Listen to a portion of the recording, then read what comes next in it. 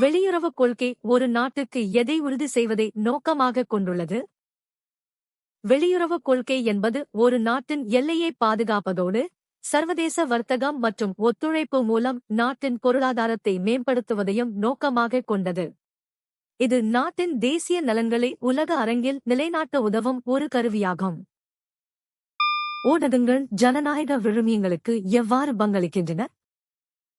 ஊடகங்கள் அரசாங்கத்தின் திட்டங்கள் மற்றும் செயல்பாடுகளைப் பற்றி மக்களுக்கு தெளிவுபடுத்துவதன் மூலம் அவர்களை விழிப்புணர்வுள்ள குடிமக்களாக மாற்றுகின்றன. இது மக்கள் தங்களின் உரிமைகளை புரிந்து கொண்டு அதிகாரத்தைப் பெற வழிவகுக்கிறது. இந்திய அரசியலமைப்பின் எந்த பகுதி குடியுரிமையை பற்றி கூறுகிறது? இந்திய அரசியலமைப்பின் பகுதி 2 சரத்துகள் 5 முதல் 11 வரை குடியுரிமை பற்றி விரிவாகக் கூறுகிறது. இது அரசியலமைப்பு நடைமுறைக்கு வந்தபோது யார் இந்திய குடிமக்கள் மற்றும் குடியுரிமை பெறுதல், இழத்தல் போன்ற விதிகளை விளக்குகிறது. உரையில் குறிப்பிடப்பட்டுள்ளபடி சாலை பாதுகாப்பிற்கு பங்களிக்கும் ஒரு காரணி என்ன? சாலை பாதுகாப்பு குறியீடுகளை புரிந்து கொள்வது விபத்துகளை தவிர்க்கவும் போக்குவரத்து விதிகளை முறையாக பின்பற்றவும் உதவுகிறது. இது ஓட்டுநர்களின் விழிப்புணர்வை மேம்படுத்தி பாதுகாப்பான பயணத்தை உறுதி செய்வதில் முக்கிய பங்கு வகிக்கிறது. அரசியலமைப்பு எந்த அமைப்புகளுக்கு பல்வேறு வகையான வரிகளை விதிக்க அதிகாரம் அளிக்கிறது? இந்திய அரசியலமைப்பின் 7வது அட்டவணையில் உள்ள அதிகாரப் பகிர்வின்படி மத்திய அரசு மற்றும் மாநில அரசுகள் ஆகிய இரு அமைப்புகளுக்கும் வரி விதிக்கும் அதிகாரம் வழங்கப்பட்டுள்ளது. மத்திய பட்டியலில் உள்ள துறைகளுக்கு மத்திய அரசும், மாநில பட்டியலில் உள்ள துறைகளுக்கு மாநில அரசும் வரி விதிக்கின்றன. நேபாள மற்றும் இந்திய மக்கள் முதன்மையாக ஒருவருக்கொருவர் நாடுகளுக்கு எந்த வகையான தொடர்பை ஏற்படுத்துகிறார்கள்?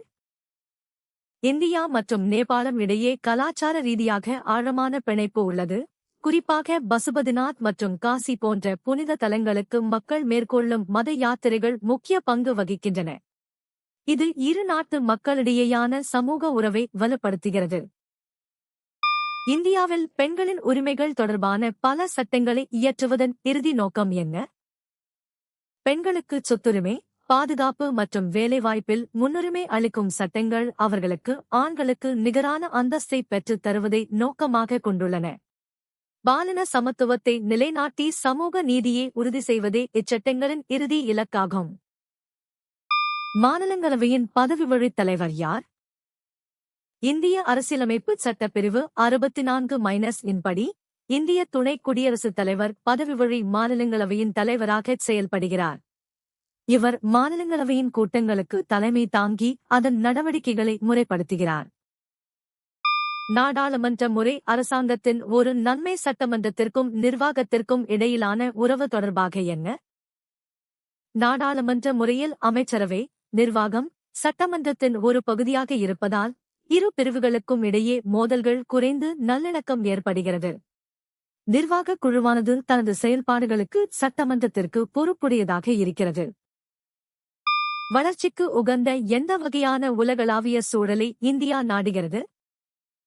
இந்தியாவின் பொருளாதார வளர்ச்சிக்கு உலக அளவில் அமைதி, ஸ்திரத்தன்மை மற்றும் நியாயமான வர்த்தகச் சூழல் மிகவும் அவசியமாகும். எனவே இந்தியா ஒரு நிலையான மற்றும் பாரபட்சமற்ற உலகளாவிய சூழலை உருவாக்க பாடுபடுகிறது. எந்த உண்மை உங்களை வியக்க வைத்தது? கீழே கமெண்ட் செய்யுங்கள். தினமும் புதிய தகவல்களுக்கு சந்தா செலுத்துங்கள்.